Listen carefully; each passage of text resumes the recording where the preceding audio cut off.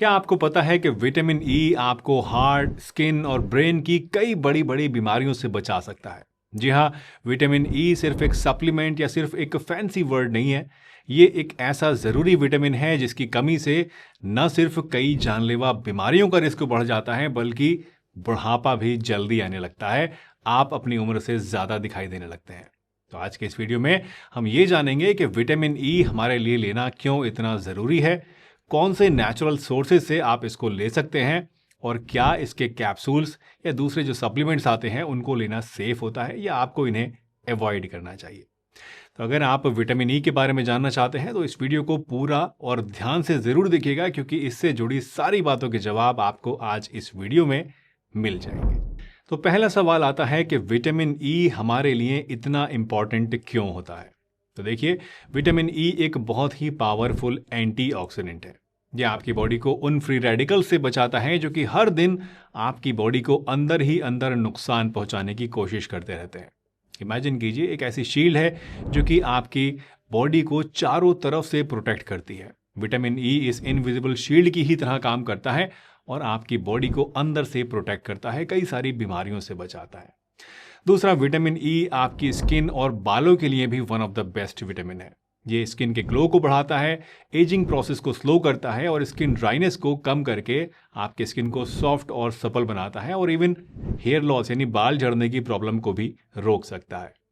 तीसरा, vitamin E आपकी heart health के लिए भी बहुत ही बढ़िया चीज़ है। यह आपके हार्ट हेल्थ को सपोर्ट करता है और आपके बैड कोलेस्ट्रॉल को कम करता है। आई एम श्योर आपने बैड कोलेस्ट्रॉल यानी एलडीएल का नाम तो सुना ही होगा। ये वही कोलेस्ट्रॉल है जो कि आपकी नसों के अंदर जाकर जम जाता है और वहाँ ब्लॉकेज पैदा करता है। विटामिन ई जो है ये इस बुरे कोलेस्ट्रॉल को ऑक्सीडाइज होने से रोकता है, जिसकी वजह से हार्ट डिजीज का खतरा कम होता है, ब्लॉकेज का खतरा कम होता है, हार्ट अटैक का खतरा कम होता है। चौथा, विटामिन ई से आपकी इम्यूनिटी भी इंप्रूव होती है। जैसे जैसे हमारी उम्र बढ़ती है, हमारी इम्यूनिटी धीरे धीरे कमजोर होने लग जाती है। विटामिन ई आपकी इस इम्यूनिटी को स्ट्रांग बनाने का काम करता है और तरह तरह के वायरल और बैक्टीरियल इन्फेक्शन से लड़ने में आपकी हेल्प करता है, जिसकी वजह से आप कम बीमार पड़ते हैं। पांचवा, विटामिन ई आपकी नर्व सेल्स को भी प्रोटेक्ट करता है।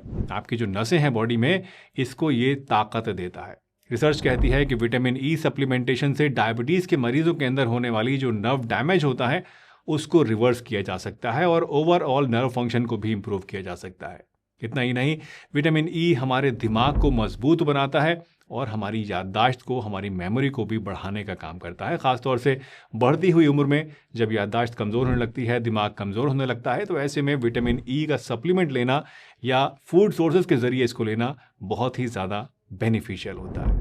विटामिन ई मेल्स में फर्टिलिटी को भी इम्प्रूव करता है। ये स्पर्म काउंट, स्पर्म क्वालिटी और मोटिलिटी सबको इम्प्रूव करता है, और फीमेल्स में भी प्रेगनेंसी के दौरान फीटल डेवलपमेंट को, यानी जो बच्चे का डेवलपमेंट होता है पेट के अंदर, उसको सपोर्ट करता है। विटामिन ई आपकी आंखों को भी फायदा पहुंचाता है। ये आंखों की रोशनी को बढ़ाता है, उनकी ड्राइनेस को कम करता है और उम्र बढ़ने के साथ होने वाली जो मैक्युलर डिजेनरेशन होती है और मोतियाबिंद जैसी बीमारियां होती हैं आंखों की, उनके रिस्क को भी कम कर सकता है। विटामिन ई लेडीज़ में हार्मोन्स को भी बैलेंस में रखता है। अगर आपको रेगुलर पीरियड्स की प्रॉब्लम रहती है या फिर पीरियड्स के दौरान पेट में दर्द और मूड स्विंग्स बहुत ज़्यादा होते हैं, तो विटामिन ई लेने से इसमें भी आपको आराम मिल सकता है। और लास्टली, विटामिन ई में एंटी इन्फ्लेमेटरी प्रॉपर्टीज़ होती हैं जो कि बॉडी के अंदर इन्फ्लेमेशन से लड़ती हैं और सभी तरह की इन्फ्लेमेटरी डिजीजेस जैसे कि आर्थराइटिस में आपको आराम पहुंचाती हैं। यानी अगर आपको जोड़ों में दर्द की शिकायत रहती है, गठिया है, तो इस तरह की प्रॉब्लम्स में भी आपको विटामिन ई लेने से काफ़ी ज़्यादा फायदा मिलेगा। अब बात करते हैं दोस्तों कि विटामिन ई को नेचुरली कैसे अपनी डाइट में शामिल हम कर सकते हैं। आपको पता होगा कि बेस्ट न्यूट्रिएंट्स हमेशा नेचुरल फूड सोर्सेज से ही मिलते हैं। तो चलिए एक एक करके सबसे पहले देखते हैं टॉप फूड्स जो कि विटामिन ई से भरपूर हैं और हमें ज़रूर लेने चाहिए। तो विटामिन ई के बेस्ट सोर्सेज में सबसे पहले आता है दोस्तों नट्स और सीड्स, जैसे कि बादाम, चिलगोज़ा, सनफ्लावर सीड्स और मूंगफली।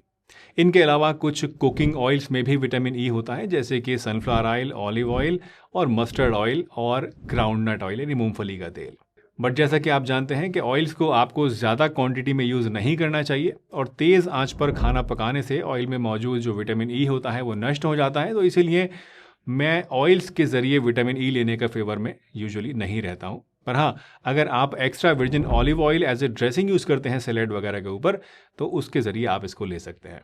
सब्जियों की बात करें तो स्पेशली हरी पत्तेदार सब्जियों में जैसे कि पालक, मेथी का साग और चौलाई के अंदर विटामिन ई काफ़ी ज़्यादा मात्रा में होता है। फ्रूट्स में आम, पपीता, कीवी, टमाटर और एवोकाडो के अंदर काफ़ी अच्छी मात्रा में आपको विटामिन ई मिलेगा, तो इनको भी आप ले सकते हैं। और अगर आप नॉन वेजिटेरियन हैं तो फिश और एग्स में भी विटामिन ई होता है, तो इन्हें भी आप खा सकते हैं। तो दोस्तों, ये है विटामिन ई के सबसे कॉमन और इजीली अवेलेबल नेचुरल सोर्सेज।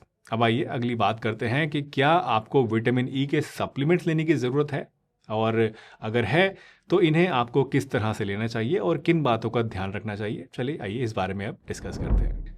दोस्तों, अगर आपकी डाइट बैलेंस्ड है और नेचुरल सोर्सेज से विटामिन ई आपको मिल रहा है, तो आपको सप्लीमेंट्स लेने की कोई भी ज़रूरत नहीं है। लेकिन अगर आपकी डाइट में नट्स, सीड्स और लीफी ग्रीन्स आप नहीं ले रहे हैं, या आप ज़्यादातर ट्रैवल करते हैं और बाहर का खाना खाते हैं, उल्टी सीधी चीज़ें ज़्यादा खाने को मिलती हैं, और या फिर आप नॉन वेजिटेरियन नहीं हैं और अंडा वगैरह नहीं खाते हैं, तो आप विटामिन ई की कमी को दूर करने के लिए इसके सप्लीमेंट्स भी ले सकते हैं। इसी तरह अगर आप ड्राई स्किन, विजन प्रॉब्लम्स या फिर वीक इम्यूनिटी से स्ट्रगल कर रहे हैं, तो ऐसे में भी विटामिन ई के सप्लीमेंट्स को आप ले सकते हैं। और लास्टली, बढ़ती हुई उम्र में, यानी जब आपकी उम्र को ज़्यादा एंटीऑक्सीडेंट्स की ज़रूरत होती है, बॉडी में कमज़ोरी आ जाती है, विटामिन ई आप नेचुरल सोर्सेज से खाते हैं, सही से एब्जॉर्ब नहीं हो पाता है, तो ऐसे में भी विटामिन ई के सप्लीमेंट्स का सहारा लिया जा सकता है। अगर आप सप्लीमेंट लेना चाहते हैं तो कुछ चीज़ों का ध्यान हमेशा रखिएगा, जैसे कि इसकी डोजेज। एडल्ट्स के लिए डेली रिकमेंडेड इनटेक है अराउंड 15 मिलीग्राम, तो इससे ज़्यादा अगर आप लेते हैं तो आपको नोजिया, फैटीग या फिर ब्लीडिंग इश्यूज हो सकते हैं।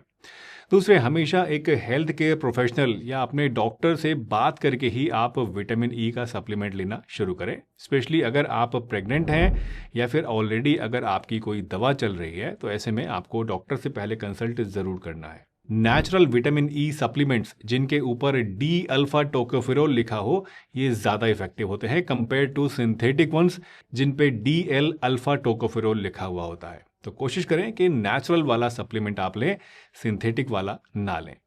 एक और बात याद रखिएगा कि सप्लीमेंट्स डाइट का रिप्लेसमेंट नहीं होते हैं, ये सिर्फ एक एड ऑन है, और वो भी तब जब नेचुरल सोर्सेज से ज़रूरत पूरी नहीं हो रही हो।